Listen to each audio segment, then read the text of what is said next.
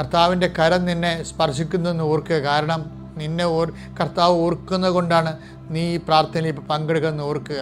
നീ ദൈവത്തിൻ്റെ കരുണയിൽ നിന്നോ ദൈവത്തിൻ്റെ ചൈതന്യത്തിൽ നിന്നോ ദൈവത്തിൻ്റെ സന്ധിപ്പിൽ നിന്നോ ദൈവത്തിലെ നീ അകലെയല്ലെന്നോർത്തുകൊണ്ട് നീ ആർത്ത് ഉല്ലസിക്കുക. കർത്താവെ, നിൻ്റെ തിരിച്ചുവരെ ഓർത്തുകൊണ്ട് ഈ മക്കളുടെ കരുണ തോന്നണമേ. കർത്താവെ, നിൻ്റെ മുൾക്കെടുത്ത് ഓർത്തുകൊണ്ട് അതിൽ നിറ്റ് വീഴുന്ന രക്തത്തെ ഓർത്തുകൊണ്ട് കുടുംബത്തോട് കരുണ തോന്നണമേ.